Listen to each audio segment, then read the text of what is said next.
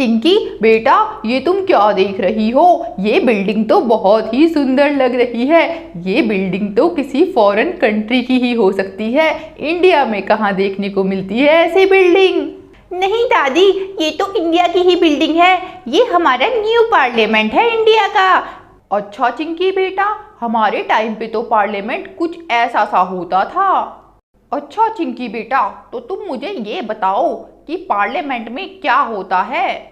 ये तो दादी मुझे भी नहीं पता कि पार्लियामेंट में होता क्या है। चलो ऐसा करते हैं, हम दोनों प्रिया मैम के पास चलते हैं, वही हमें अच्छे से बताएंगी। हाँ बेटा, चलो चलते हैं हम प्रिया मैम के पास। जरा मैं अपना चश्मा भी लगा लूँ।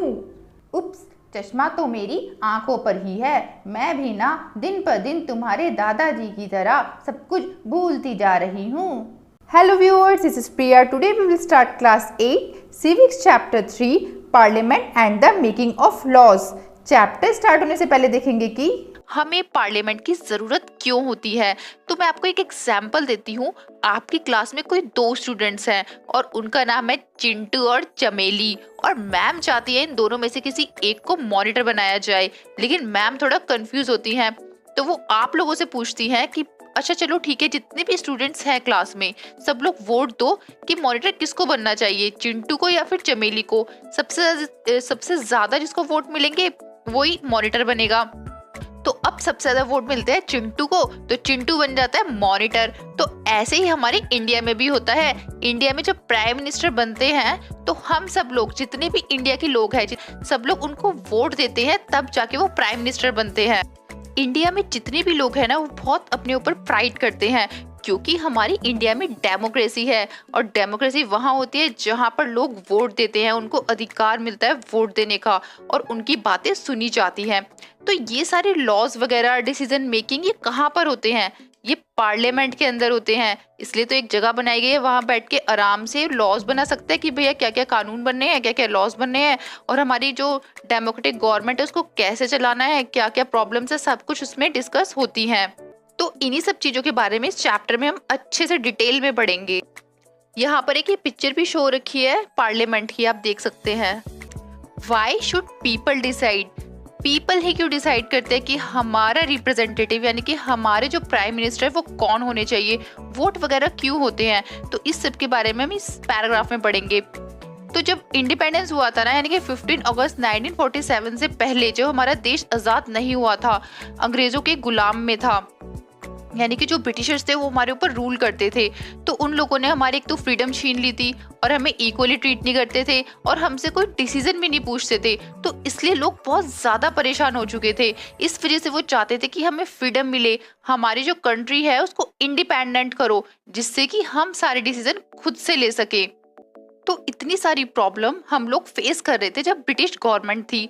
तो 1885 में इंडियन नेशनल कांग्रेस ने, यानी कि जो इंडिया के पीपल्स है ना, उन्होंने कुछ ग्रुप बनाया, उसका नाम रखा गया इंडियन नेशनल कांग्रेस। अब उन्होंने डिमांड किया कि भैया हमारे भी जो लॉ बनाते हो तुम लेजिस्लेचर में, लेजिस्लेचर बोलते हैं लॉ को, तो वहां भी हमारे मेंबर होने चाहिए। और जो भी बजट को तुम डिस्कस करते हो, बजट होता है जैसे पूरी कंट्री में कितना पैसा खर्च किया जाएगा पूरे साल में, तो उसमें भी हमें पार्टिसिपेट करो, हमारा भी अधिकार है। तो फाइनली एक एक्ट बना, गवर्नमेंट ऑफ इंडिया एक्ट 1909, जिसमें ब्रिटिशर्स ने बोला कि हाँ चलो ठीक है, हम तुम लोग को अलाउ करते हैं, तुम अपने कुछ मेंबर्स यहाँ पे ला सकते हो। लेकिन यहाँ पे अभी एक और प्रॉब्लम थी, जितने भी एडल्ट्स थे ना, उनको राइट नहीं दिया जाता था, अधिकार नहीं दिया जाता था कि वो लोग वोट दे सके। तो ये भी काफी बड़ी प्रॉब्लम बन रही थी कि भैया सब लोगों को अधिकार होना चाहिए ना, जितने भी इंडिया में लोग रह रहे हैं सबको वोट देने का अधिकार होना चाहिए। आप ऐसे कैसे कह सकते हो कि कुछ लोग देंगे कुछ लोग नहीं देंगे? तो ब्रिटिशर्स बहुत ज्यादा गलत करते थे हम लोगों के साथ। अब जैसा कि हमने चैप्टर 1 में पढ़ा था कि जो कॉलोनियल रूल था, यानी कि जो ब्रिटिशर का रूल था, उसकी वजह से कितने ज़्यादा हार्म हुआ हमारी कंट्री को, और हम लोग कितना ज़्यादा चाहते थे कि भैया हमें फ्रीडम मिले, और हम लोगों ने कितना ज़्यादा स्ट्रगल किया है इन सब चीज़ों के लिए। तो ये सब हमने चैप्टर 1 में पढ़ा था। तो इस वजह से जो कॉन्स्टिट्यूशन है ना, वो बहुत ज़्यादा इंपॉर्टेंट होता है, क्योंकि जो कॉन्स्टिट्यूशन है ना, उसमें हमारी फ्रीडम के बारे में लिखा होता है कि हमें फ्रीडम मिलना चाहिए। और यूनिवर्सल एडल्ट फ्रेंचाइज, ये बहुत ज़्यादा इंपॉर्टेंट है। इसका मतलब होता है कि जो भी पर्सन 18 ईयर से अबव है उसको राइट टू वोट होना चाहिए, यानी कि वोट देने का अधिकार होना चाहिए। तो ये सारी चीजें क्यों आई थी? क्योंकि ब्रिटिशर्स ने हमारे साथ गलत किया था, तभी तो हम लोगों ने मांग की थी कि हमें ये सब चीजें मिलनी चाहिए, हमें इन सब चीजों की वजह से प्रॉब्लम हो रही है। 2004 के बाद जितने भी वोट हुए हैं वो इलेक्ट्रॉनिक वोटिंग मशीन के थ्रू हुए हैं। तो आप देख सकते हैं फिगर में एक अंकल बैठे हुए हैं, वो इंस्ट्रक्शंस देख रहे हैं कि कैसे कैसे ईवीएम को यूज किया जाता है, जो कि न्यू मशीन आई है। इसकी वजह से 1,50,000 ट्री हमारे सेव हुए हैं। क्योंकि पहले के टाइम पे क्या होता था, एक पर्ची होती थी, उस पे स्लिप होती थी, उस पे आप वोट डालो और फिर वो वोट जाता था कि हाँ भैया इस पर्सन ने ये वोट दिया है। तो वो स्लिप पे लिखना होता था, वो स्लिप पेपर की बनती थी। इस वजह से बहुत सारे ट्री को कट करना पड़ता था, क्योंकि ट्री से ही हमारे पेपर बनते हैं। तो अब जो इलेक्ट्रॉनिक वोटिंग मशीन आ गई है, यानी कि बस अब आपको बटन दबाना है और आपका वोट चले गया। तो ऐसे सिस्टम्स आ गए हैं अब। तो इस वजह से हमारे जो ट्रीज हैं वो भी सेव हो पा रहे हैं और बहुत अच्छे से टेक्निकली वोट भी डल पा रहे हैं। People and their representatives, people's यानी कि जो हम लोग हैं, हम लोग वोट देते हैं तो इसलिए हम क्या हो गए, पीपल्स हो गए। और रिप्रेजेंटेटिव यानी कि जिसको हम वोट दे रहे हैं, जैसे कि एमएलए, एमपीज, इनको हम वोट देते हैं तो ये क्या हो गए, हमारे रिप्रेजेंटेटिव हो गए। तो हमारे बिना तो वोट होगा ही नहीं, तो हमारी जो प्रेजेंस है बहुत ज़्यादा इंपॉर्टेंस है। तो इस वजह से हर एक पर्सन बहुत ज़्यादा इंपॉर्टेंस रखता है रिप्रेजेंटेटिव की लाइफ में, क्योंकि एक तरीके से हमारी डेमोक्रेटिक गवर्नमेंट है। इसी वजह से तो हमें इतनी इंपॉर्टेंस दी जा रही है हर पीपल को कि आपके बिना कोई भी वोट डलेगा ही नहीं, कुछ आगे होगा ही नहीं, कोई डिसीजन चलेगा ही नहीं। How does the individual give approval to the government, यानी कि हम इंडिविजुअल का, हर एक पर्सन का बहुत ज़्यादा इंपॉर्टेंस होता है किसी भी गवर्नमेंट को बनाने में। फॉर एग्जाम्पल, हमने वोट दिया अपने रिप्रेजेंटेटिव को, तो उनका जो लीडर होगा ना, वो जाके पार्लियामेंट में बैठेगा और वो हमारी जितनी भी प्रॉब्लम्स हैं वो वहाँ पे सबको बताएगा कि ये इस एरिया में ये प्रॉब्लम है। तो जो हमारे रिप्रेजेंटेटिव होते हैं ना, बहुत ज़्यादा इंपॉर्टेंट रोल प्ले करते हैं पार्लियामेंट में, क्योंकि वो हमें अच्छे से बताते हैं हमारी प्रॉब्लम्स को वहां जाकर और कंट्रोल और गाइड करते हैं गवर्नमेंट को। अब इस फिगर में आप देख सकते हैं एलिफेंट के ऊपर बहुत सारा ये कुछ सामान वगैरह लेके जा रहे हैं, जो कि इलेक्शन और पूलिंग के लिए बहुत ज़्यादा काम आएगा। तो सामान को ये लोग ऐसे ले जाते हैं एक जगह से दूसरी जगह पर जब पूलिंग होती है तब। अब इन सब के बारे में आपने क्लास 6 और 7 में भी कुछ कुछ थोड़ा बहुत पढ़ा होगा। यहाँ पर एक टर्म यूज की जा रही है, कॉन्स्टिट्यूएंसी। कॉन्स्टिट्यूएंसी होता है जैसे कि पूरा इंडिया है, उसमें उसके बाद उससे छोटा क्या है, स्टेट है इंडिया में, और स्टेट में भी छोटे छोटे जो एरिया होते हैं, डिस्ट्रिक्ट होते हैं, और उससे भी छोटा कोई एक एरिया है, वहाँ से कोई एक पर्सन रिप्रेजेंटेटिव खड़ा हुआ कि हाँ भैया मैं यहाँ से बीजेपी का मेंबर हूँ या फिर कांग्रेस का मेंबर हूँ, मैं यहाँ से स्टैंड हो रहा हूँ, खड़ा हो रहा हूँ। तो वो एक एमएलए है, यानी कि ईच कॉन्स्टिट्यूएंसी में से ईच एमएलए निकलता है, यानी कि एक एमएलए होता है जिसको हम वोट देते हैं। तो ऐसे ही कुछ जो छोटे छोटे एरियाज होते हैं ना, छोटे छोटे पार्ट्स में डिवाइड किया जाता है, तो उस छोटे से पार्ट को या एरिया को बोला जाता है कॉन्स्टिट्यूएंसी। अब हमें ये भी पता है कि पार्लियामेंट में लोकसभा और राज्यसभा और प्रेसिडेंट होते हैं। तो ऐसे ही स्टेट में जैसे पार्लियामेंट में लोकसभा होता है ना, ऐसे ही स्टेट में क्या होते हैं, विधानसभा होते हैं। वो मैं आपको आगे बताऊंगी तो आपको और अच्छे से क्लियर हो जाएगा। ये हमारा पार्लियामेंट है और इसमें भी 2 हाउसेस होते हैं, राज्यसभा एंड लोकसभा। और हाँ, पार्लियामेंट को जो है ना हिंदी में बोलते हैं सांसद। अब यहाँ पर देखिए ये वाला जो है ना सेकंड वाली जो फिगर है, इसमें ये बताया गया ये राज्यसभा है और ये थर्ड वाली फिगर है ये लोकसभा है। अब ये जो दोनों एरिया है ना, लोकसभा और राज्यसभा, कहाँ पर है, ये पार्लियामेंट के अंदर में ही है। राज्यसभा को हम काउंसिल ऑफ स्टेट भी बोलते हैं और इसमें 245 मेंबर होते हैं और जिसका चेयरपर्सन होता है ना, देखिए जो हेड स्पीकर बैठा होता है, देखो यहाँ पर, ये यहाँ पर बैठे होते हैं, वो जो होते हैं वो वाइस प्रेसिडेंट होते हैं इंडिया के। और लोकसभा में 545 मेंबर होते हैं और यहाँ पर एक स्पीकर बैठते हैं, यानी कि जो मेन होते हैं वो ठक ठक ठक करते हैं, देखना कभी टीवी में दिखाते हैं। अब जैसे पार्लियामेंट में लोकसभा और राज्यसभा है, ऐसे ही स्टेट में जो है स्टेट लेजिस्लेटिव असेंबली होती है जिसे बोलते हैं विधानसभा। अब ये पार्लियामेंट में तो लोकसभा हो गई और स्टेट में क्या हो गया हमारा, Vidhan Sabha. The role of the parliament. अब जो पार्लियामेंट बनी थी ना वो 1947 के बाद बनी थी और यहाँ पे सारे डिसीजन लिए जाते हैं, यहाँ पे गवर्नमेंट के कंसर्न से सब कुछ लॉज वगैरह बनाए जाते हैं। तो यहाँ पर देखा जाए तो बहुत ज़्यादा पावर है पार्लियामेंट की। और यहाँ पे जो लोकसभा के लोग हैं वो एवरी 5 ईयर में इलेक्ट होते रहते हैं, यानी कि हर 5 साल में वो चेंज होते रहते हैं। और हर एक जो कॉन्स्टिट्यूएंसी है वहाँ से एक पर्सन आता है। जैसे कि कोई छोटा सा एरिया है, वहाँ पे लोगों ने वोट दिया कि हम तो इस पर्सन को वोट देंगे। अब वो जो पर्सन है वो जीत गया, तो वो पार्लियामेंट में जाएगा और उनकी जितनी भी प्रॉब्लम है लोगों की वो बताएगा। तो ऐसे चुने जाते हैं हमारी कॉन्स्टिट्यूएंसीज में से जो कि पार्लियामेंट में रिप्रेजेंट करते हैं। तो इसलिए हम इनको बोलते हैं रिप्रेजेंटेटिव्स। अब देखिए, जिन लोगों को हमने वोट दिया था तो उसका रिजल्ट कैसे देखते हैं। ये 17th लोकसभा इलेक्शन का रिजल्ट बताया हुआ है जो कि मई 2019 में था। अब यहाँ पे जो है ना, बीजेपी को 303 सीट्स मिली है, यानी कि जो जीता है, जो विनर है वो कौन है, बीजेपी है। और सेकंड नंबर पे है आईएनसी, इंडियन नेशनल कांग्रेस 52। जो सेकंड नंबर पे आता है ना, वो फर्स्ट नंबर वाले का क्या बन जाता है, ऑपोजिशन। यानी कि जो बीजेपी अगर कुछ भी गलत करेगी तो इंडिया नेशनल कांग्रेस उसको बताएगी कि भैया ऐसे मत करो, वैसे मत करो। तो इसके ऑपोजिट में जो ऑपोजिशन पार्टी होती है ना, वो हमेशा सेकंड नंबर वाली होती है। इसको अच्छे से ध्यान रखना क्योंकि वर्ड आगे आएगा ऑपोजिशन पार्टी का। अब जिस जिस एरिया से जो जो लोग जीते हैं वो सारे कहाँ जाएंगे, पार्लियामेंट में जाएंगे। और जो भी वहाँ पे डिसीजन मेकिंग होगा या फिर लॉ बनाए जाएंगे उसमें पार्टिसिपेट करेंगे कि कैसे बनाना चाहिए और अपने अपने व्यूज देंगे वहाँ पर। To select the national government. अब नेशनल गवर्नमेंट में कौन कौन होता है, जो हमारा पार्लियामेंट है ना उसमें एक तो प्रेसिडेंट होगा, राज्यसभा और लोकसभा होती है। और हमें पता चल गया कि कैसे कैसे लोगों को चूज किया जाता है और कैसे कैसे हमारी रिप्रेजेंटेटिव्स पार्लियामेंट में जाते हैं।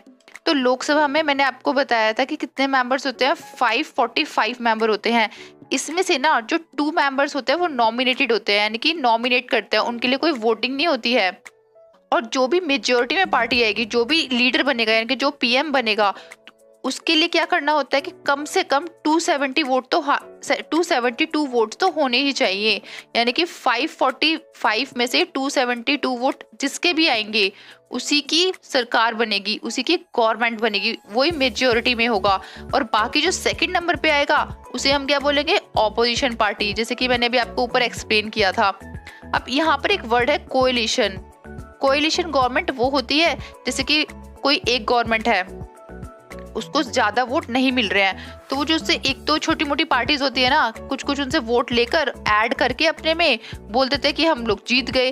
तो इसको बोलते हैं कोएलिशन पार्टी, जो कि एक से ज्यादा पार्टी मिलके पूरी एक पार्टी बनाती है। जैसे कि मैं आपको एग्जाम्पल देती हूँ, यहाँ पे आईएनसी है, जैसे 206 है इसके पास, लेकिन इसे कितना चाहिए, 272 चाहिए, तभी तो मेजोरिटी में बनेगा। अब इसको 206 है तो इसने कुछ छोटी मोटी पार्टीज है, जैसे कि ये वाली हो गई, इसके पास 9 है, इसके पास 4 है, 9 है, ये 16 है, 21 है। इन सबको ही बोलेगा कि आ जाओ मेरे साथ और मेरी पार्टी में तुम अपने जितने भी हैं वोट्स मुझे दे दो, तो मैं 272 मेंबर्स बना लूंगा, तो मैं यहाँ पे जीत जाऊंगा। तो अगर ये लोग एग्री होते हैं तो क्या होगा, आईएनसी जीत जाएगी। ठीक है, तो ऐसे ही होता है। तो ये सारी क्या है, कोएलिशन पार्टी हो गई, यानी कि और बाकी जितनी भी पार्टीज है वो मिक्स होके एक पार्टी को सपोर्ट कर रही है। तो मोर देन 1 पार्टी यहाँ पर इंक्लूडेड है, तो इसको बोलते हैं कोएलिशन पार्टी। अब ये जो सारी टर्म्स है बहुत इंपॉर्टेंट है, जैसे कोएलिशन हो गया और ऑपोजिशन पार्टी आपको पता ही है, जो कि जिसके पास सबसे ज्यादा वोट है उससे सेकंड नंबर वाली जो पार्टी होती है वो हमेशा ऑपोजिशन में होती है। और ऑपोजिशन इसलिए नाम रखा जाता है क्योंकि वो जो मेजोरिटी में पार्टी है, जो विनर है, उसकी वो गलतियां बताएंगी, तो एक तरीके से वो ऑपोजिट जा रही है उस पार्टी के, तो इस वजह से इसका नाम रख दिया ऑपोजिशन पार्टी। अब जो पार्टी जीत गई है, जो विनर है, वो क्या करेगी, वो लॉज वगैरह इम्प्लीमेंट करेगी, लॉज बनाएगी कि हमारे इंडिया के लिए क्या क्या लॉज बनने चाहिए। तो ये लॉज वगैरह जो है पार्लियामेंट में बनते हैं और जितने भी मेंबर्स होते हैं वो सब मिलके लॉ बनाते हैं। अब जो भी पार्टी जीती है उसका जो लीडर होता है वो बन जाता है प्राइम मिनिस्टर। अब जो प्राइम मिनिस्टर है उसके अंडर में जितने भी छोटे छोटे मिनिस्टर्स होते हैं वो क्या करते हैं, वो गवर्नमेंट के जितने भी फंक्शंस होते हैं उसको टेक केयर करते हैं, देखते हैं, जैसे कि हेल्थ हो गया, एजुकेशन हो गया, फाइनेंस हो गया, इसको देख रेख करते हैं और इसमें बहुत सारे रिफॉर्म सुधार लेकर आते हैं। अब यहाँ पे बस डेफिनेशन बताइए कोएलिशन गवर्नमेंट की, कि जो डिफरेंट पॉलिटिकल पार्टीज होती हैं वो जब एक पार्टी बना लेती है या सपोर्ट करती है किसी एक पार्टी को, तो उसे बोलते हैं कोएलिशन गवर्नमेंट। अब आप इस फिगर में देख सकते हैं, ये क्या है, साउथ ब्लॉक और ये है नॉर्थ ब्लॉक। तो जो साउथ ब्लॉक है उसमें एक तो प्राइम मिनिस्टर होते हैं और जो मिनिस्ट्री ऑफ डिफेंस और मिनिस्ट्री ऑफ एक्सटर्नल अफेयर होते हैं, और जो नॉर्थ ब्लॉक वाला एरिया है ना, यहाँ पर मिनिस्ट्री ऑफ फाइनेंस और मिनिस्ट्री ऑफ होम अफेयर होते हैं। तो यहाँ पर सारे डिसीजंस लिए जाते हैं इन सब चीज़ों से रिलेटेड। राज्यसभा, अब राज्यसभा का क्या रोल होता है, वो किसी भी कोई भी बिल आता है, फिर कोई भी लॉ आता है ना, उसको रिव्यू करते हैं कि क्या ये ठीक है, क्या इसमें कुछ इम्प्रूवमेंट होनी चाहिए। तो फिर उसके बाद जाके वो लोकसभा में देते हैं, और लोकसभा से फिर जो प्रेसिडेंट है वो फाइनल करते हैं कि हाँ ये जो बिल है इसको एक्ट बना दिया जाए, यानी कि लॉ बना दिया जाए। तो आप मुझे बताइए कि राज्यसभा में टोटल कितने मेंबर्स होते हैं। अब जो टोटल मेंबर्स होते हैं ना, उसमें से 12 मेंबर्स नॉमिनेटेड होते हैं, जो कि प्रेसिडेंट नॉमिनेट करता है, उसके कोई इलेक्शंस नहीं होते हैं। जो जिसके कोई इलेक्शन नहीं होते ना उसको बोलते हैं नॉमिनेटेड, और जिसके इलेक्शन होते हैं उसको बोलते हैं इलेक्टेड। तो इन दोनों वर्ड्स में भी आप डिफरेंस देखना, इलेक्टेड और नॉमिनेटेड। इलेक्टेड जो हम वोट के थ्रू इलेक्ट करते हैं, और नॉमिनेटेड जिसको डायरेक्टली से प्रेसिडेंट ने इलेक्ट कर दिया। तो ऐसे होते हैं। To control, guide and inform the government. अब पार्लियामेंट में ना एक क्वेश्चन आवर होता है, उसमें क्या होता है, जो भी ऑपोजिशन वाली पार्टी होती है, जैसे मैंने आपको बताया था, जो फर्स्ट मेजोरिटी में है, जैसे कि जो रूलिंग पार्टी है, जो विनर है, उसका जो नेक्स्ट यानी कि सेकंड आया है जो पर्सन, वो पर्सन क्या करेगा, वो ऑपोजिशन पार्टी वाला होगा। अब वो क्या करेगा, इस क्वेश्चन आवर में क्वेश्चन पूछेगा जो रूलिंग पार्टी है उससे कि आपने क्या सुधार किया, आपने क्या रिफॉर्म किया इंडिया के लिए, बताओ हमें। और उसकी गलतियां बताएगा, जो गवर्नमेंट है उसकी गलतियां बताएगा कि भैया तुमने ये गलत किया है, तुमने वो गलत किया है, तुम इस चीज को सुधारो, तुम ये करो, तुम वो करो। तो बहुत ज्यादा बहसबाजी भी होती है, और बहुत सारे क्वेश्चंस भी पूछे जाते हैं गवर्नमेंट से कि आपने कैसे किया है, क्या किया है। अगर कुछ गलत हो रहा होता है तो वो उस चीज़ के अगेंस्ट जाते हैं।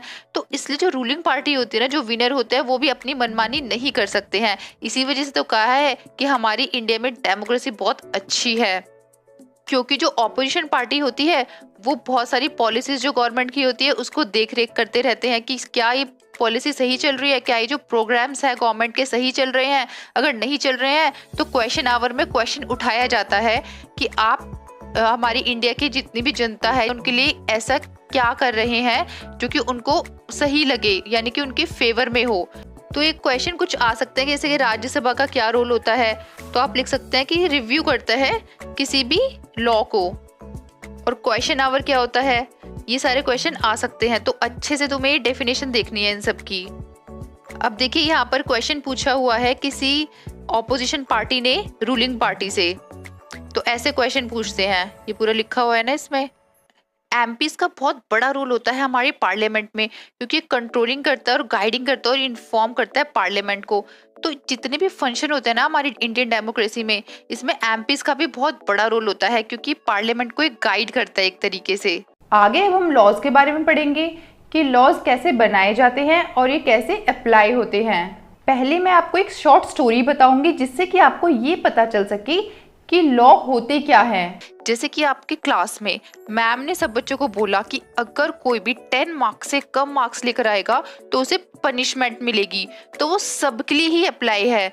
यानी कि मैम ने एक लॉ बना दिया है कि जिसके भी मार्क्स 10 से कम आएंगे उसे पनिशमेंट मिलेगी, चाहे वो कोई भी हो, चाहे वो रिच हो चाहे वो पुअर हो, सबको एक ही कैटेगरी में मैम ने रख दिया है। तो इसलिए बोलते हैं कि लॉ सबके लिए बराबर होते हैं। तो आगे अब हम इस चैप्टर में लॉज को और अच्छे से समझेंगे, तो कंटिन्यू करते हैं चैप्टर को।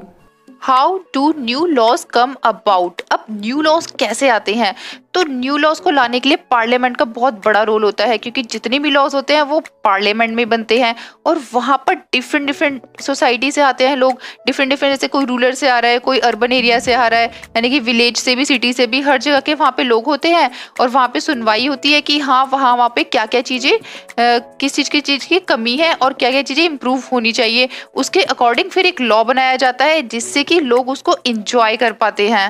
अब ऐसा ही एक लॉ है डोमेस्टिक वायलेंस का। तो पहले हम देखते हैं कि डोमेस्टिक वायलेंस क्या होता है। पहले के टाइम पे क्या होता था, जो हस्बैंड होते थे वो वाइफ को मारते पीटते थे, बहुत बुरा होता था विमेंस के साथ, और उनको सेक्सुअली या वर्बली या इकोनॉमिकली अब्यूज भी किया जाता था, उनको ताने मारे जाते थे। तो बेचारी वो डिप्रेस हो जाती थी इन सब चीज़ों से। तो उन्होंने सोचा कि हमारे लिए भी एक एक्ट बनना चाहिए, हमारे लिए भी कोई लॉ बनना चाहिए, हमारे साथ एक गलत हो रहा है। तो तब जाके एक लॉ आया जिसका नाम था डोमेस्टिक वायलेंस एक्ट 2005। अब ये बिल कैसे बना, यानी कि जो एक्ट है, ये लॉ है, ये कैसे बना, उसके बारे में हम एक स्टोरी देखेंगे, उससे आपको और अच्छे से क्लियर हो जाएगा। यहाँ पे दो लेडी है, एक का नाम है साजिया और एक का नाम है कुसुम। तो ये दोनों आपस में बात कर रही हैं। तो साजिया ने मॉर्निंग में जब न्यूज़पेपर देखा तो उसमें लिखा था the protection of women from domestic violence act 2005 is passed, यानी कि जो डोमेस्टिक वायलेंस का लॉ बनाया गया है वो पास हो चुका है, यानी कि वो लॉ बन चुका है। तो ये बहुत खुश है। तो ये कुसुम से कहती है कि देखो कितना अच्छी न्यूज़ आई है आज तो न्यूज़पेपर में, जरा पढ़ के तो देखो वुमेन्स के लिए कितना अच्छा अच्छा लिखा हुआ है। तो कुसुम बोलती है यार ये तो बहुत पहले का स्ट्रगल होता आ रहा है, कितने सालों से बेचारी वुमेन्स स्ट्रगल कर रही है कि हमारे लिए लॉ बनाओ, डोमेस्टिक वायलेंस से हमें फ्री करो, हमारे ऊपर अत्याचार हो रहा है, हमें मारा जाता है, पीटा जाता है और हमें कुछ बहुत गलत सुनाया भी जाता है। तो इन सब चीज़ों से हमें फ्रीडम मिलनी चाहिए। तो इन बेचारियों को अब जाके फ्रीडम मिली है। तो ये सभी वीमेंस के लिए अच्छा है, एक के लिए नहीं सभी के लिए ही रिफॉर्म हुआ है। कितनी अच्छी बात है। कुसुम और साजिया एक वुमेन ऑर्गेनाइजेशन में काम करती हैं, तो उन्हें पता है कि जो स्ट्रगल है, जो जर्नी है विमेंस की, ये प्रोटेस्ट करते आ रहे हैं, कब से करती आ रही है। तो ये बोल रहे चलो इनको इंसाफ मिल गया, फाइनली इनके लिए लॉ बन ही गया। डोमेस्टिक वायलेंस एक्ट 2005 से पहले क्या क्या प्रॉब्लम आया करती थी वो देखते हैं हम। अप्रैल 1991 की एक स्टोरी है। यहाँ पर दो औरतें वुमेन ऑर्गेनाइजेशन में आई हैं। एक बोलती है कि ना मेरे हस्बैंड मुझे बहुत ज़्यादा मारते हैं, पीटते हैं, गाली गलौज करते हैं, क्या इस चीज़ का कोई सॉल्यूशन हो सकता है। तो दूसरी लेडी बोलती है कि देखो मैं भी बहुत परेशान हूँ क्योंकि जो मेरे सन है और डॉटर इन लॉ है वो मुझ पे बहुत बुरी तरीके से चिल्लाते हैं, डांटते हैं और मेरे बैंक अकाउंट में मेरे से छीन लिया गया है। तो हम लोग चाहते हैं कि इस चीज़ का सॉल्यूशन हो। तो जो वुमेन है ना, जो ऑर्गेनाइजेशन में बैठी हुई है, जो इनको सजेशन दे रही है, वो कहती है कि देखो ये तुम्हारी प्रॉब्लम बहुत बड़ी है और मैं एडवाइस करूंगी कि ये क्रिमिनल ही केस है और आपको पुलिस में जाके इसकी रिपोर्ट करानी ही पड़ेगी। तो ये लेडी बोलती है दूसरी वाली, तो कहती है कि नहीं मैं ना पुलिस में रिपोर्ट नहीं कराना चाहती हूँ, मैं चाहती हूँ कि मेरे हस्बैंड मेरे से पहले जैसे ही ट्रीट करे अच्छे से। और जो एक और ओल्ड लेडी होती है वो भी यही बोलती है कि मैं चाहती हूँ कि मेरे बच्चे मेरे से अच्छे से ट्रीट करें और हम अच्छे से शांति से रहें। अब ऐसी प्रॉब्लम ना सोसाइटी में बहुत ज़्यादा बढ़ती जा रही थी और जो वुमेन्स है बहुत ज़्यादा उन पे अत्याचार होता जा रहा था। तो पूरे 1990s में एक आवाज़ उठाई गई कि चलो हमें एक लॉ बनाना चाहिए। तो जितनी भी वुमेन्स है वो इकट्ठी हुई, उन्होंने बोला कि हमारे लिए भी लॉ बनाओ जिससे कि हमारे ऊपर ये डोमेस्टिक वायलेंस ना हो। 1999 में काफ़ी लॉयर्स इकट्ठे हुए और जो लॉ स्टूडेंट थे वो भी यहाँ पर आगे बढ़े कि हाँ विमेंस के लिए कोई एक लॉ आना चाहिए, इनके ऊपर डोमेस्टिक वायलेंस हो रहा है, इन सब चीज़ों से इन्हें प्रोटेक्ट करना चाहिए। तो यहाँ पर एक डेफिनेशन रखी गई कि डोमेस्टिक वायलेंस की जो डेफिनेशन होगी ना उसमें क्या क्या चीज़ें इंक्लूड होंगी, जैसे कि physical, economically, sexually, verbally, emotionally कोई भी विमेंस को एब्यूज नहीं कर सकता है। अगर वो करेगा तो वो डोमेस्टिक वायलेंस के अंडर में आएगा और उसे पनिशमेंट दी जाएगी। और ये जो लॉ होगा ये विमेंस के राइट को भी इंक्लूड करेगा, जैसे कि कोई विमेन है वो घर में रह रही है, अब उसको घर से बाहर निकाल दिया गया है, तो अगर बाहर निकालोगे तो उसको उतना पैसा दो जिससे कि वो अपना खाना पीना खर्चा अपने खुद से चला पाए। तो ये सारे लॉज में भी लिखा गया था। डोमेस्टिक वायलेंस पे काफ़ी सारी ऑर्गेनाइजेशन में भी मीटिंग हो रही थी कि क्या इसके लिए लॉ बनाना चाहिए। तो सबने देखा कि हाँ इसके लिए लॉ बनाना चाहिए और पार्लियामेंट में इस चीज़ को रखना चाहिए कि हाँ भैया लॉ बनाओ, वुमेन्स को राइट दो उनका।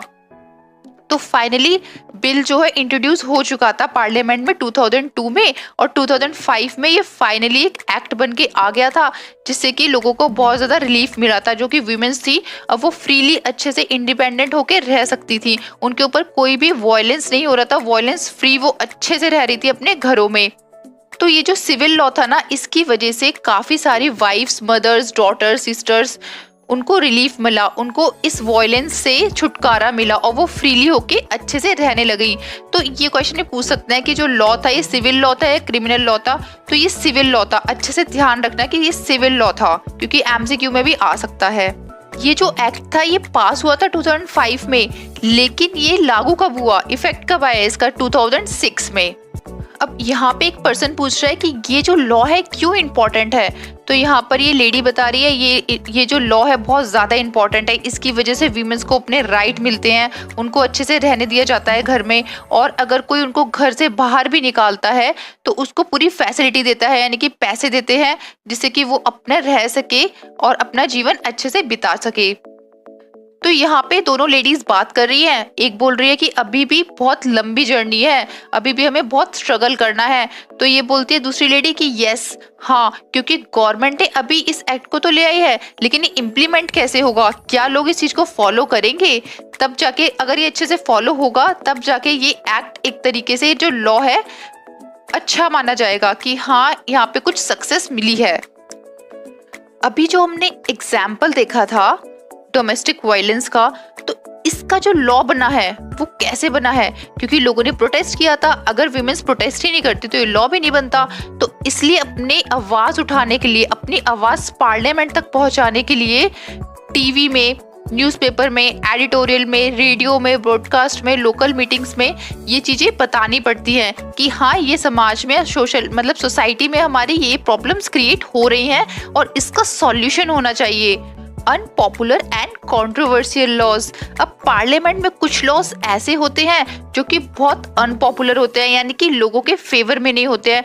तो लोग जो है इस लॉज को क्रिटिसाइज करते हैं, यानी कि बोलते हैं हमारे फेवर में नहीं है ये लॉ, हमें अच्छे नहीं लगे, आप इस लॉ को चेंज करो, इससे लोगों को बहुत ज़्यादा हार्म हो रहा है, यानी कि नुकसान हो रहा है।